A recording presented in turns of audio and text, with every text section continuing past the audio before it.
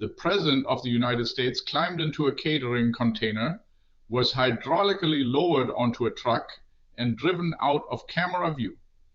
The journalists left behind on his old plane were not told they had just become live bait. From Berlin, this is the kind of story that makes you set down your coffee. Americans are used to their president being a walking military installation, a man who now travels with a missile defense system parked beside the golf course. What strikes us as remarkable is not the elaborate protection. It is the calm decision to leave a plane full of staff, reporters, and cabinet members flying as a decoy in the direction of a suspected Iranian missile. Here is what American outlets have now pieced together about the night of July 8th. After the NATO summit, Trump abruptly changed plans. He left Ankara not on the new aircraft gifted by Qatar, and it turns out, not on his old Air Force One either. He flew on a third secret plane. The public explanation, nostalgia showing off the new jet to soldiers in Europe, was theater.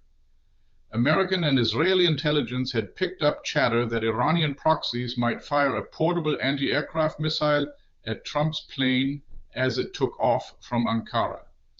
A single soldier, roughly 800 meters from the runway, aiming at a rising aircraft.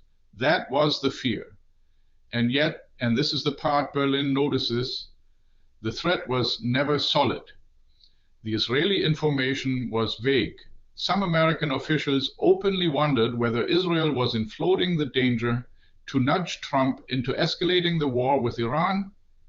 There was no concrete evidence the attackers even possessed the launcher. Turkish officials later said they found no proof of any real threat. So the Secret Service chose what it called a zero-risk strategy. Trump boarded the old Air Force One in front of the cameras. Reporters filed aboard. Then they were told to close the window blinds, a measure normally reserved for war zones, so no light escapes the aircraft. While they sat blind, Trump and his closest aides slipped out the other side into a catering container, were lowered by hydraulics, and driven away in a truck for the few seconds the cameras couldn't see. He was flown out on a smaller military Boeing, call sign Reach 18, broadcasting no location.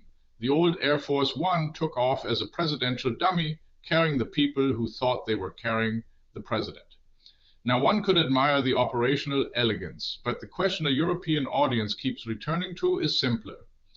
If the danger was serious enough to whisk the president into a food cart, why was it acceptable to leave dozens of Americans, including cabinet members, airborne as a target? Either the threat was real, in which case people were knowingly exposed, or it wasn't, in which case an entire deception was staged on shaky intelligence that may have originated with an ally chasing its own war. Both possibilities are uncomfortable, and neither has been explained. That's the view from here. What does it look like where you are? Drop it in the comments and subscribe for the perspective American media won't give you.